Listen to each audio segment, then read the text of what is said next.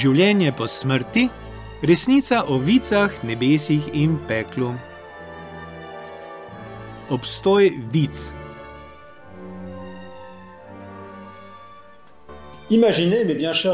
Dragi prijatelji, predstavljajte si, da ste v letu 2250. Če boste takrat še imeli čut za zemeljski čas, kajti tam, kjer dejansko boste, boste že deležni večnosti. 200 leti po vaši smrti. Med mrtvimi ste že vsaj 200 leti, enako kot vsi, ki ste jih poznali in jih imeli radi. Da, ni vas več med živimi, izginili ste z zemlje. Celo vaš grob je zravnan z zemljo že 1 stoletje, da so lahko zgradili veliki trgovski center v bližini velike mošeje, kar je zelo praktično. Predvsem pa ni več ne duha, ne sluha o vas v spominih ljudi. Spominjate se, kako močno so vas objokovali v dneh, ki so sledili vaši smrti. Ko pa ste bili tako čudovit človek, nekateri, ne nujno tisti, ki so vas objokovali ali pripovedovali o vas, najlepše stvari, so celo naročili svete maše za pokoj vaše duše. Kako dobro so vam dele te maše. Toda s časoma so se solze posušile, spomin na vas je izginil. Vaši otroci, vnuki in prijatelji počasi niso več mislili na vas. Kaj hočete, takšno je življenje, zato niste jezni nanje. Sicer pa tu, kjer ste, zdaj niste jezni več na nikogar, razen sami nase. Tam, kjer ste, ne morete več grešiti. V vas je, hvala Bogu, ljubezen. Da, hvala Bogu. Tiste duhovne vaje in življenjska spoved, ki ste jo opravili ravno 2 tedna pred neumno avtomobilsko nesrečo, ki vas je kruto iztrgala iz tega sveta. Tam, kjer ste, ljubite in nedopovedljivo trpite. Vse, kar lahko delate, je, da trpite, ljubite in molite. Ste v vicah in se spominjate svojega zemeljskega življenja.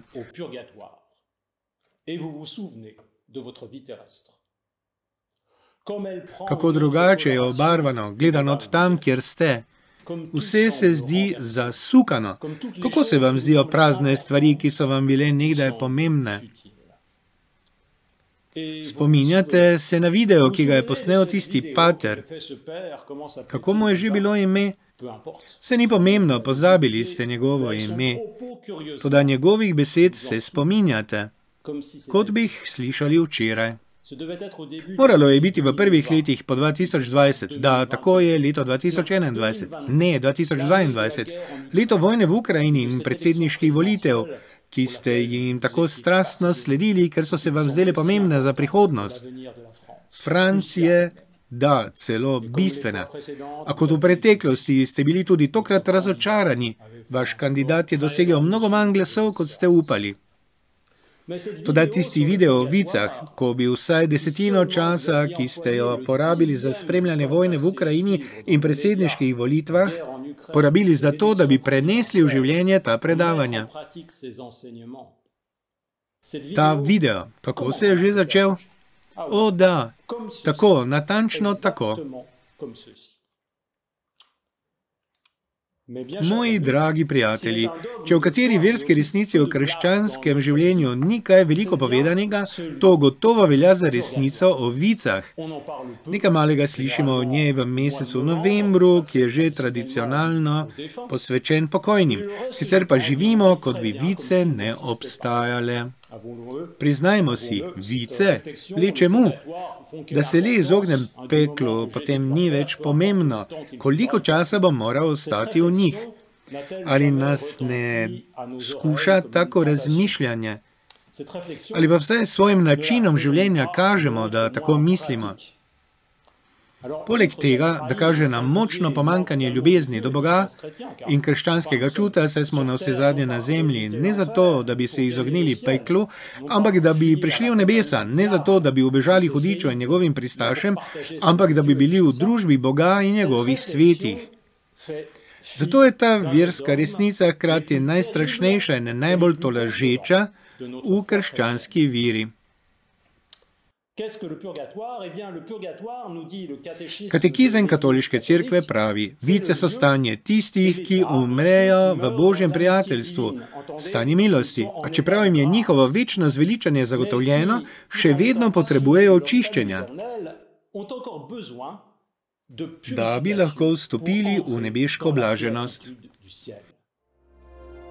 Razodeta resnica. Ne gre za srednjeveško teološko mnenje, kot včasih slišimo. Gre za versko resnico, ki je ne moremo zavreči, ne da bi hkrati zavrnili cerkev. Ne gre za poljubno izbiro, temveč je to razodeta resnica, del razodetega krščanskega izročila. Že v Stari zavezi vidimo srčnega Juda Makabejca, ki je daroval molitve in žrtve za pokojne. To kaže, da so že v Izraelu verjeli, da lahko z molitvijo in žrtvami na zemlji pomagajo pravičnim po njihovi smrti. V Evangeliju pa naš Gospod govori o grehu, ki ne bo odpuščen, ne v tem času, ne v prihodnjem. Torej predpostavljamo, da so nekateri grehi lahko odpuščeni tudi po smrti, ne sicer smrtni, ampak manjši. Molitev pomaga tudi zmanjšanje kazni za pred smrtjo odpuščene smrtne grehe, za katere pa še ni bilo zadoščeno. Vsesplošna praksa cerkve. Še več, molitev za rajne je vsesplošna in pradavna praksa cerkve. Duhovnik to stori v imenu vse cerkve v trenutku spomina na rajne. Njim in vsem, ki so zaspali v Kristusu, jih poživi, daj jim luč in mir. Skoraj dobesedno enako molitev najdemo v napisih v katakombah iz prvih stoletij našega štetja. Refrigerium, osvežitev, za katero prosijo Boga, naj jo nakloni tem dušam, je očitna aluzija na kazen, ki jo v gorečih plamenih trpijo duše v vicah. In ta praksa vesoljne cerkve, da moli za pokojne, dokazuje, da je obstajalo splošno prepričanje o obstoju kraja in stanja, kjer pravične duše, ki niso popolnoma očiščene, prenašajo kazni zaradi svojih grehov. Kajti cerkev ne moli za pogubljene in nazadnje tudi ne daruje svetih maš. Cerkveni nauk o vicah, ki je od prvih stoletij globoko ukoreninjen med kristjani, je bil natančneje opisan in slovesno razglašen za dogmo naše vere na drugem Lionskem koncilu, na koncilu v Firencah in na Tridentskem koncilu. Toda, kaj natančneje se dogaja v vicah, kateri so teološki razlogi zanje? To bomo videli v naslednjem prispevku. Da, tako se je zaključilo predavanje. Kako danes obžalujete, da ga niste bolj upoštevali? Jezni ste sami nase in ne morete si niti reči, o, ko bi bil le vedel, kajti sedaj veste. Naslednji video, teološki razlogi za vice.